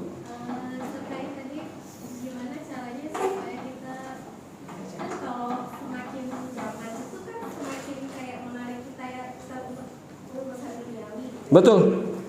Gimana caranya supaya kita itu bisa kayak misalnya dari weekend itu kita nggak jalan-jalan, terbawa suasana kayak gitu. Enggak, saya tidak katakan kita tidak boleh jalan-jalan. Orang Supaya kita bisa lebih maksudnya lebih fokus menjaga kita dari duniawi. Iya, pertanyaan bagus. Sekali lagi, saya tidak katakan kita nggak boleh jalan-jalan. Jiwa ini kadang-kadang butuh hiburan. Betul enggak? Jiwa ini kadang-kadang butuh hiburan. Tapi yang jadi masalah kalau setiap hari menghibur diri. Dari mall ke mall, dari mall ke mall, dari mall ke mall, dari satu kota ke kota lain, rumah makan satu, rumah makan lain, itu jadi masalah. Hidup kita itu tidak seperti binatang. Kalau ayam itu ibu habis makanan sini pergi lagi matok di tempat yang lain, habis lagi matok lagi, begitu ayam. Ya ayam. Kan Anda tidak mau disamakan dengan ayam. Maka kita bukan seperti itu konsepnya. Boleh kita pergi jalan-jalan untuk menghibur diri, boleh. Karena jiwa itu apa jemaah? Perlu hiburan. Kadang-kadang ada kesumpekan-kesumpekan tertentu. Makanya jemaah, Rasul itu juga menghibur dirinya. Gimana caranya Rasul menghibur dirinya? Kalian, kata Rasul kepada para sahabat, ya hiburan Rasul sesuai dengan keadaan pada saat itu sudah barang tentu. Ya, apa kata Rasul kepada para sahabat? Kalian jalan duluan. Maka para sahabat jalan duluan. Tinggal tersisa Rasul sama Aisyah. Betul? Rasul katakan kepada Aisyah, Aisyah, kita lomba lari yuk. Ayo, kata Aisyah, lomba lari. Yang menang siapa? Aisyah. Rasul katakan, ya menang. Kesempatan yang lain, kalian jalan duluan, kata Rasul kepada para sahabat. Aisyah, kita lomba lari. Yang menang siapa? Rasul. Yang menang aku kali ini ya Aisyah, untuk membalas kekalahanku tempo hari. Itu Rasul biarkan itu orang-orang Habasyah. Orang Habasyah itu orang Ethiopia sekarang ya. Rasul biarkan orang-orang Habasyah masuk ke masjid, ngeramein masjid, main pedang-pedangan. Rasul biarkan itu. Aisyah ngeliat itu dari balik punggungnya Rasul. Kata Rasul kepada Aisyah, Aisyah udah selesai belum? Belum ya Rasul. Ngintip. Aisyah udah selesai belum? Belum ya Rasul. Ngintip. Aisyah udah selesai belum? Udah sekarang. Selesai sudah. Kemudian Aisyah bilang kepada madunya yang lain, Hafsah, sebenarnya aku nggak sebenarnya aku nggak kepengen ngelihat orang Habasyah itu lama-lama, enggak. Ketika aku tadi itu lama-lama daguku itu ada di pundaknya Rasul, itu untuk bikin cemburu istri-istrinya yang lain. Aisyah nggak pengen sebenarnya lama-lama ngelihat apa orang Habasyah ini main pedang-pedangan. Tapi aku lihat, oh di sana ada ini, ada ini, istri-istri Rasul yang lain. Aku pengen bikin cemburu mereka. Dan agar mereka tahu kedudukanku di samping Rasulullah SAW. Kata Aisyah radhiyallahu anha. Perempuannya. Artinya apa? Jiwa itu butuh hiburan. Betul ibu. Jadi sesekali, kemudian mungkin sebulan sekali kita keluar makan sama anak kita, istri kita, suami kita. Iya kan? Boleh. Boleh. Tapi sekarang begini, bukan hidup kita ini diisi untuk jalan-jalan terus. Bukan. Bukan hidup kita ini diisi untuk makan terus. Hidup kita ini bukan untuk makan. Tapi kita makan, datang pertanyaan, hidup untuk makan atau makan untuk hidup? Muslim makan untuk hidup. Kata Rasulullah SAW, kan sering datang pertanyaan begitu ya, hidup untuk makan atau makan untuk hidup? Makan untuk hidup. Rasul mengatakan cukup atas perut kalian diisi sepertiga makanan, sepertiga minuman, sepertiga air udara untuk bisa menegakkan tulang punggung kalian. Jadi makannya untuk hidup, bukan hidup untuk makan. Itu konsep Muslim. Karena kita ini hidup bukan untuk makan, tapi makan untuk hidup. Ketika kita ini hidup untuk apa? Untuk beribadah kepada Allah Subhanahu wa taala. Wa ma khalaqtul jinna wal insa illa liya'budun. Inna sholati wa nusuki wa mahyaya wa mamati lillahi rabbil alamin. Coba fokus. Fokus berat. Kadang-kadang banyak hal yang membuat kita terpalingkan dari fokus. Istilahnya distract ya Bu ya. Tapi fokus. Makanya itu penting menghadiri majelis ilmu. Ada di poin yang terakhir tadi.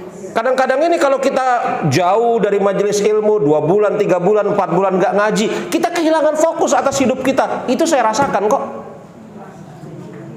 Coba ya, mungkin sebagian di antara ibu-ibu lama nggak ngaji, hilang fokus, tiba-tiba ngaji di yayasan sepekan sekali atau sebulan sekali. Oh sadar, gue salah, memperbaiki diri. Walaupun kemudian di jeda waktu sebulan sekali itu ya melenceng lagi, tapi bulan depan diingatkan lagi terus. Jadi melencengnya nggak jauh-jauh.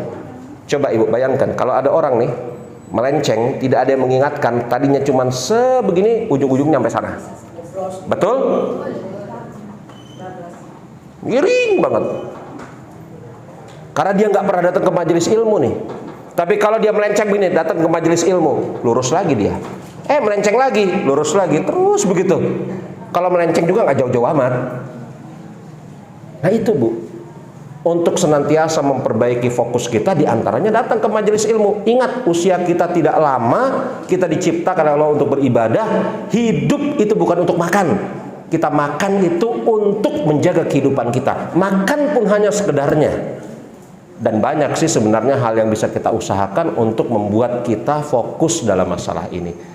Itu hanya beberapa saja di antaranya. Kalau ditanya hidup untuk makan, makan atau untuk hidup? Makan untuk hidup. Hah? Dong, iya, makan untuk hidup, bukan hidup untuk makan. Kadang-kadang ada pertanyaan Bu, telur duluan atau ayam duluan? Ayam duluan. Iya, enggak. Allah ciptakan makhluk hidup dulu. Ayam dulu, betul. Ini konsep Islam ya. Ada lagi? Sejalan dengan apa yang Ustaz terangkan. Iya. Saya berpikir lagi dengan keimanan kita kan terus naik turun kita. Betul. Itu dia. Lalu? Kita harus waspada terus. Iya betul. Jadi kita harus waspada dari berbagai macam hal, diantaranya hal-hal yang mengganggu konsentrasi seperti pertanyaan ibu tadi ya. Mengganggu konsentrasi kita, menyerang keimanan kita, memalingkan kita dari tujuan kenapa Allah Subhanahu wa taala ciptakan kita di muka bumi. Kita harus waspada. Kewaspadaan itu harus tetap senantiasa ada, kita jaga. Dan sadarlah bahwasanya hidup kita ini nggak lama lagi. Coba kalau kemudian kita nauzubillah min zalik menutup hidup dengan su'ul khotimah. Kan ada ucapan dari Ali bin Abi Thalib radhiyallahu anhu. Ini saya jadikan ucapan Ali bin Abi Thalib ini sebagai penutup. Ali bin Abi Thalib radhiyallahu anhu pernah mengatakan begini jamaah. Man asya ala syai' mata alaihi. Wa man mata alaihi yub'itsu fihi. Siapa yang hidup di atas sesuatu, maka Allah Subhanahu wa taala akan matikan dia di atas sesuatu tersebut. Siapa yang hidup di atas sesuatu, maka Allah Subhanahu wa taala akan matikan dia di atas sesuatu tersebut. Dan siapa yang mati di atas sesuatu, maka akan Allah bangkitkan sesuai dengan keadaan di mana dia mati. Nah, jadi kita mau mati di atas keadaan su'ul atau husnul khotimah? Husnul khotimah. Agar Allah Subhanahu wa taala bangkitkan kita dalam keadaan su'ul atau husnul. Maka kita harus isi hidup kita dengan amal soleh, atau kita harus isi hidup kita dengan hasuna a'maluh atau su'u a'maluh, hasuna a'maluh. Begitu. Kita tutup dengan mengucapkan subhanakallahumma bihamdika asyhadu an la ilaha illa anta astaghfiruka wa atubu ilaik. Alhamdulillahirabbil alamin. Assalamualaikum warahmatullahi wabarakatuh.